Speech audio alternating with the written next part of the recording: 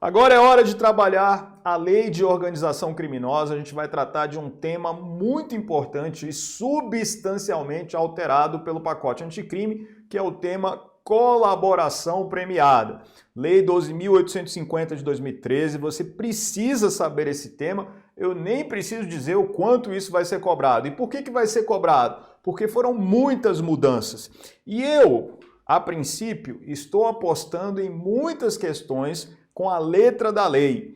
Porém, a jurisprudência já tem se manifestado sobre vários aspectos da lei de organizações criminosas e a gente vai trabalhar também a jurisprudência do STF e do STJ nessa nossa sequência de aulas sobre a colaboração premiada. A gente começa então tratando do artigo 3º-A, que traz o seguinte: o acordo de colaboração premiada é negócio jurídico processual e meio de obtenção de prova, que pressupõe utilidade e interesse públicos.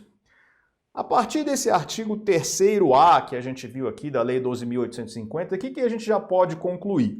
Que o próprio legislador atribuiu à colaboração premiada uma natureza jurídica híbrida. Ao mesmo tempo em que definiu essa colaboração como um negócio jurídico processual, considerando que existe um acordo entre o órgão de persecução, e aí nós vamos ter um acordo entre o membro do Ministério Público e o colaborador, ou ainda entre o delegado de polícia e o colaborador este que pode ser alguém investigado ainda numa investigação preliminar ou até já acusado num processo criminal, podendo haver inclusive acordo de colaboração premiada após o trânsito em julgado. A gente vai estudar sobre isso, mas o fato é, o legislador, além de atribuir a colaboração premiada, o acordo de colaboração premiada, esse status de negócio jurídico processual, atribuiu também o status de meio de obtenção de prova. E a gente precisa entender que ser um meio de obtenção de prova não é sinônimo de ser fonte de prova, pois a colaboração premiada em si mesma não permite, por exemplo, o recebimento da denúncia com base somente nela, ou a prolação de sentença condenatória com base somente nela. É necessário que outros elementos externos corroborem aquilo que foi dito pelo colaborador, e a gente vai entender isso já já. Então, para início de conversa, o que você já precisa saber sobre a natureza jurídica da colaboração premiada? Trata-se de negócio jurídico processual, esse é o primeiro aspecto da colaboração. E ainda, nós temos também, em relação a esse instituto, um meio de obtenção de prova. Vinícius, mas a gente está falando aqui de colaboração premiada, e eu vou até circular para você a colaboração premiada. Qual seria a diferença da colaboração para a delação? Qual seria a diferença para a delação? E aí tome cuidado. A jurisprudência tem dito que a colaboração premiada é uma expressão mais genérica, ou seja, é gênero, enquanto a delação premiada seria espécie. Porque enquanto na colaboração premiada não necessariamente o colaborador vai apontar quem são os outros autores do crime, o colaborador na colaboração premiada, por exemplo, pode apontar outros elementos, como, por exemplo, contribuir para que o produto do crime seja recuperado. Isso é possível na colaboração premiada sem necessariamente apontar um autor.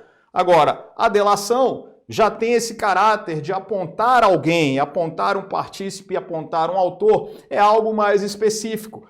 Temos então na expressão colaboração premiada uma expressão mais ampla. E eu chamo a sua atenção porque na lei de organizações criminosas somente vamos trabalhar com a expressão colaboração premiada. Vamos deixar de lado essa expressão delação premiada que sequer é utilizada na lei 12.850 de 2013 e trabalhar somente com a expressão colaboração, e eu repito, que é um instituto mais amplo do que a própria delação, porque o sujeito pode colaborar de várias formas que não seja somente indicar outros coautores ou partícipes do crime, mas indicar onde está o produto do crime, indicar ainda de que forma pode ser recuperado o produto do crime. Tudo isso pode ser contribuição do colaborador para efeito de alguns benefícios que a gente vai estudar ao longo da nossa aula. Então tome cuidado com isso. Portanto, o artigo 3º-A, muito importante, tratando aí da natureza jurídica híbrida do acordo de colaboração premiada. A gente passa adiante para trabalhar um pouco com a jurisprudência sobre aquilo que eu acabei de dizer. Conforme disciplina a Lei 12.850 de 2013, o acordo de colaboração premiada é meio de obtenção de prova e negócio jurídico processual, pelo qual o colaborador auxilia os órgãos de investigação e persecução criminal na obtenção de fontes de prova. Contudo, seus efeitos condicionam-se à homologação judicial, a qual deve orientar-se pelos critérios listados no parágrafo 7º do artigo 4º do mencionado diploma legal. Não há se falar em ilegalidade na decisão que indefere pedido defensivo de acesso às tratativas de acordo de colaboração premiada mal sucedido, sobretudo porque tais negociações nem sequer são consideradas para a homologação do acordo. RHC 131043 São Paulo, relator ministro Reinaldo Soares da Fonseca, 5ª turma, um julgado de 8 de setembro de 2020. Então eu chamo a sua atenção pelo seguinte, quando a jurisprudência diz que a colaboração premiada é um meio de obtenção de prova, não está dizendo que seria uma fonte de prova. Porque tratando a colaboração premiada como fonte de prova, nós admitiríamos que o juiz poderia utilizar em tese uma colaboração por si mesma para efeito de recebimento de denúncia, para efeito de prolação de decisão condenatória, de uma sentença, ou para a decretação de medidas cautelares, mas a própria lei de organizações criminosas veda essa possibilidade. De maneira que, a partir da colaboração, é que fontes de prova serão descobertas. Vinícius, quais seriam essas fontes de prova? Provas testemunhais, por exemplo, provas documentais. Isso a partir daquilo que o colaborador tem a colaborar. Então tome muito cuidado. Estamos falando de um meio de obtenção de prova no sentido de que é a partir dele que haverá a deflagração de uma investigação para diligências posteriores para que reais fontes de prova, agora com elementos externos à própria colaboração, possam ser encontrados para então o juiz ter elementos para o recebimento da denúncia, para a prolação de decisão condenatória e outras decisões que ele venha a tomar no curso da persecução. Ficou legal aí para você? E aí então a gente passa adiante, porque o Supremo Tribunal Federal, ele tem aí o seguinte entendimento: a colaboração premiada como meio de obtenção de prova tem a aptidão para autorizar a deflagração da investigação preliminar, visando adquirir coisas materiais, traços ou declarações dotadas de força probatória. Essa, em verdade, constitui sua verdadeira vocação probatória. Isso no inquérito 3994, relator para o acórdão o ministro Dias Toffoli, 2ª turma, um julgado de 7 de agosto de 2018. Olha que importante esse julgado do Supremo Tribunal Federal ao mencionar a verdadeira vocação probatória da colaboração, que nada mais é do que servir ali como estopim para que outras provas futuras, estas sim, tenham a exata força probatória que o juiz precisa para tomar suas decisões. Entenderam isso? Onde é que eu quero chegar? Não considere somente os elementos que estão na colaboração premiada em si mesma para efeito de recebimento da denúncia, decretação de medidas cautelares, sentença condenatória. Não. Nós temos na colaboração premiada essa vocação probatória de meio de obtenção de prova para que outras fontes sejam descobertas posteriormente. Isso é muito, muito importante.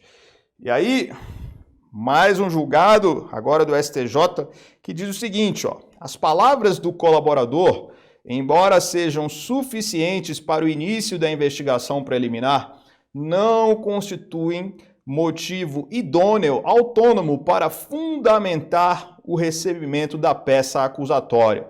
Ademais, os documentos produzidos unilateralmente pelo colaborador não têm o valor probatório de elementos de corroboração externos, visto que a colaboração premiada é apenas meio de obtenção de prova. Agravo regimental no RHC 130.466, Rio de Janeiro, relator ministro Félix Fischer, quinta turma, julgado de 9 de dezembro de 2020. Veja só o que disse aí o Superior Tribunal de Justiça. Está muito claro para você agora que elementos externos, sim, vão ter essa força probatória, não a colaboração em si mesma. E aqui o STJ diz algo, inclusive, que já está na lei. A gente vai ver daqui a pouco que a própria lei de organizações criminosas não permite que o juiz utilize somente aquilo que está na colaboração premiada para fundamentar o recebimento de denúncia. É exatamente o que o STJ está dizendo para você nesse julgado. Então tome muito cuidado com isso. A gente passa adiante ainda com mais um julgado do STJ. Olha quanta coisa tem somente em relação a esse artigo 3º-A. As provas testemunhais obtidas por meio de delação premiada, em consonância com as demais provas produzidas na fase judicial da persecução penal, são elementos idôneos para subsidiarem a condenação do agente. Agravo regimental, no agravo em recurso especial 1630006-DF, relator ministro Reinaldo Soares da Fonseca, quinta turma, um julgado de 25 de agosto de 2020. Olha que bacana isso aí, ó. Porque o STJ está dizendo que, na verdade, as provas testemunhais que se originaram em razão de uma delação que a gente já viu é espécie de colaboração, está dentro, portanto, desse nosso tema.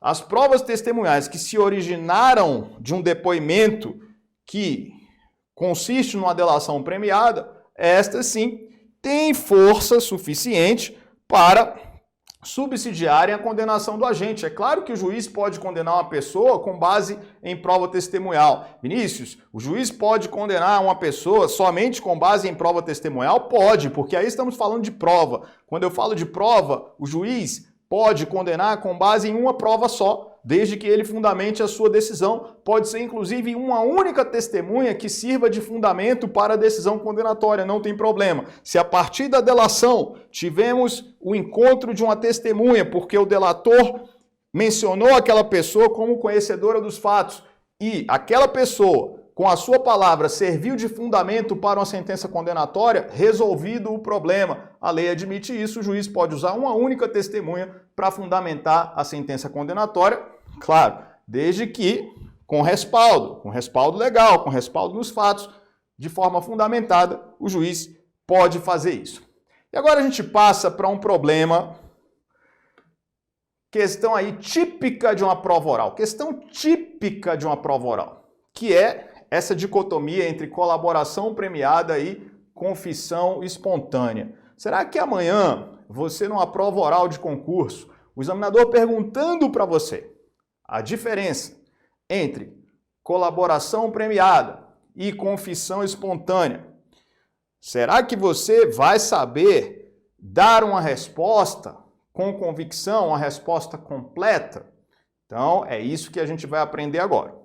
Em primeiro lugar, quero deixar muito claro que a colaboração premiada, segundo a própria jurisprudência, é um instituto mais amplo do que a confissão espontânea e que, inclusive, permite benefícios até melhores para o acusado do que a confissão espontânea, considerando que a colaboração premiada permite, inclusive, o perdão judicial ou o não oferecimento da denúncia em alguns casos.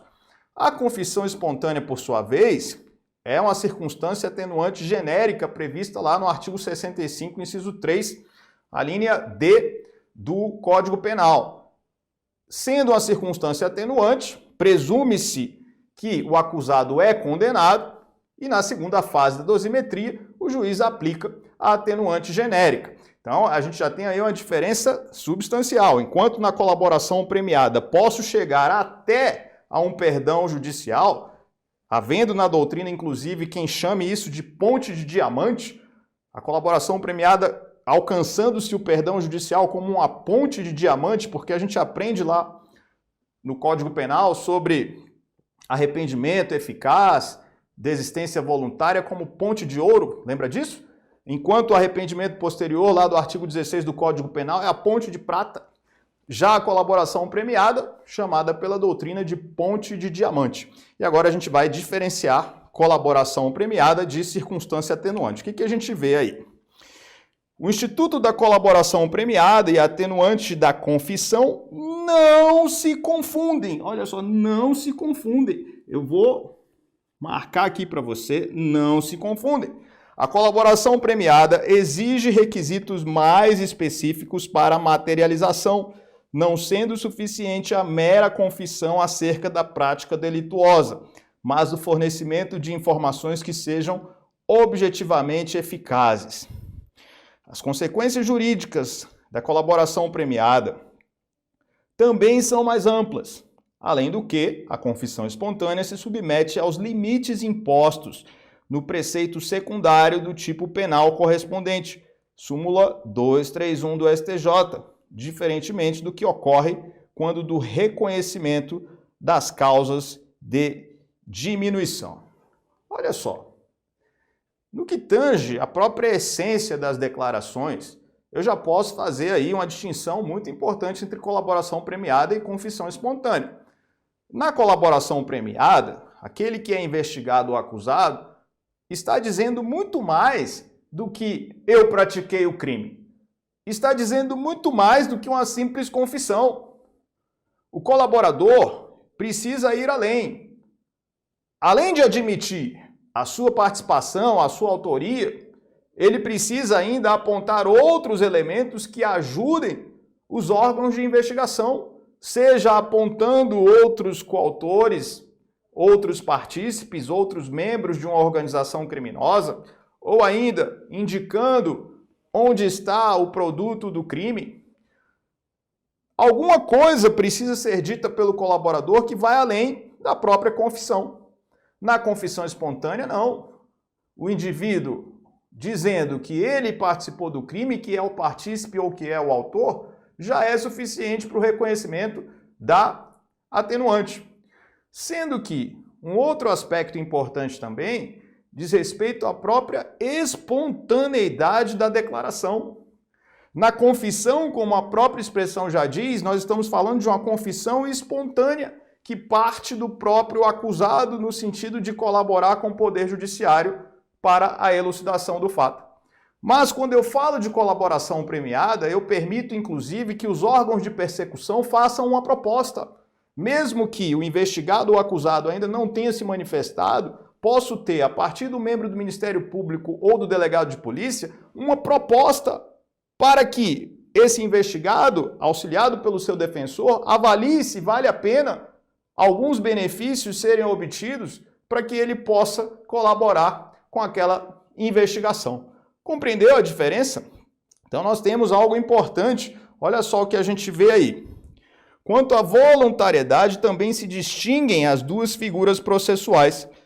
O Código Penal vincula a legitimidade da confissão à espontaneidade. Artigo 65, inciso 3, a linha D.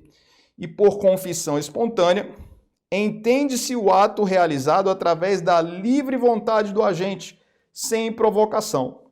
Já no que concerne a colaboração premiada, o entendimento prevalente da doutrina é o de que não se exige que a ideia de praticá-lo seja do próprio agente. Olha só que importante isso aí, o aspecto da voluntariedade. Eu estou falando na colaboração premiada de algo que pode ser provocado pelo órgão de persecução e estou falando da confissão espontânea em algo que naturalmente o investigado ou acusado, claro, pode ser sugerido pelo seu advogado, mas o que eu digo é parte da defesa, em vez de haver uma provocação, uma proposta por parte do Ministério Público ou por parte do delegado de polícia, da autoridade policial. Entenderam aí a diferença? Então, você pode ver numa persecução, numa investigação preliminar, até na ação penal, até no interrogatório que seja, se um promotor quiser fazer um acordo de colaboração premiada, ele poderia chegar no interrogatório e dizer para o acusado, ó, eu agora estou oferecendo para você uma proposta de colaboração premiada em que, com tais condições que eu estou te oferecendo, você agora vai me dizer quem são os outros autores desse crime. Então, eu estou te oferecendo um benefício para que você diga quem são os outros autores do crime. E com isso você vai colaborar e a gente pode fazer esse acordo. Veja que houve aí uma provocação por parte do membro do Ministério Público. Agora, você não vai chegar no interrogatório e vai ver o promotor de justiça dizendo assim, ó, olha, eu agora vou fazer uma proposta para que você confesse esse fato, e aí confessando esse fato, eu vou lhe conceder um atenuante. Primeiro que essa atenuante já está na lei. Então não faz sentido o promotor de justiça fazer uma proposta de conceder, de propor um atenuante para o acusado quando é algo que está legalmente previsto. Não faz o menor sentido essa proposta.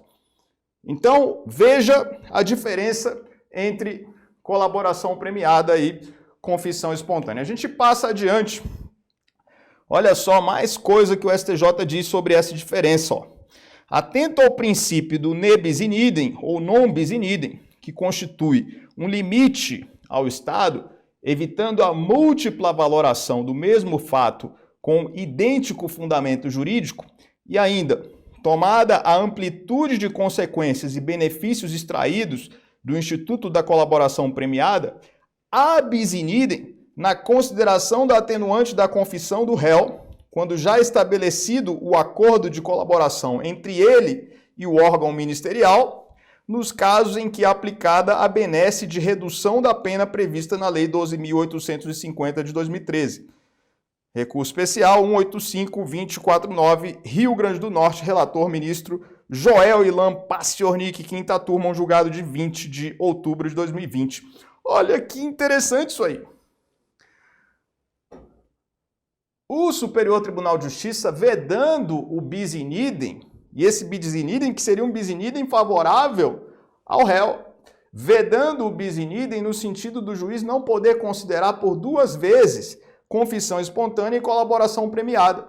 Isso porque a colaboração premiada é mais ampla e já abrange a confissão.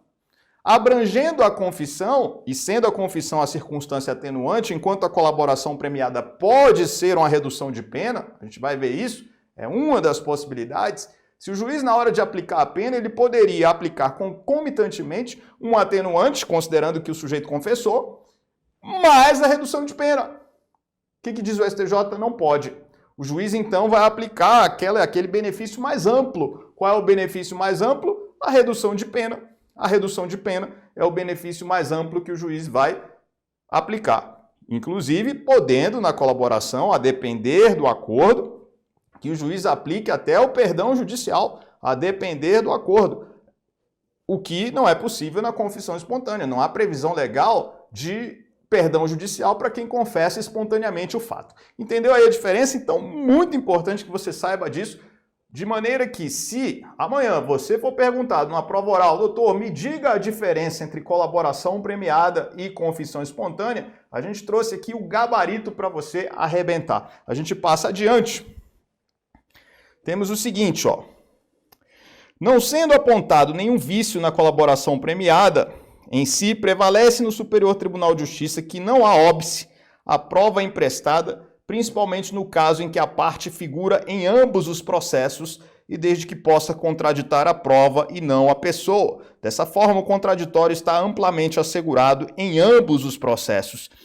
Agravo regimental no RHC 81075, Rio de Janeiro, relator ministro Reinaldo Soares da Fonseca, quinta turma, julgado em 17 de novembro de 2020. A pergunta agora é se o procedimento de colaboração premiada pode ser utilizado como prova emprestada em outros autos, em outro procedimento investigatório, ou seja, peguei a colaboração premiada, a essência das declarações nesse processo, nessa investigação, e trouxe por empréstimo para o outro processo. Isso vai ser possível? O STJ está admitindo que a colaboração premiada possa sim ser utilizada como prova emprestada. com a ressalva de que deve ser assegurado o contraditório. Então, assegurando-se o contraditório e, obviamente, a ampla defesa, nesse outro procedimento para o qual houve aí esse transporte, né, esse traslado da colaboração premiada, havendo a garantia do contraditório e da ampla defesa, não há qualquer problema, segundo o STJ, no sentido de que seja aproveitada como prova emprestada a colaboração premiada. Olha quanta coisa a gente já falou sobre esse artigo 3º-A. E aí a gente vai para o 3º-B, que diz: o recebimento da proposta para formalização de acordo de colaboração demarca o início das negociações e constitui também marco de confidencialidade, configurando violação de sigilo e quebra da confiança e da boa-fé, a divulgação de tais tratativas iniciais ou de documento que as formalize, até o levantamento de sigilo por decisão judicial. Parágrafo 1º. A proposta de acordo de colaboração premiada poderá ser sumariamente indeferida com a devida justificativa, cientificando-se o interessado.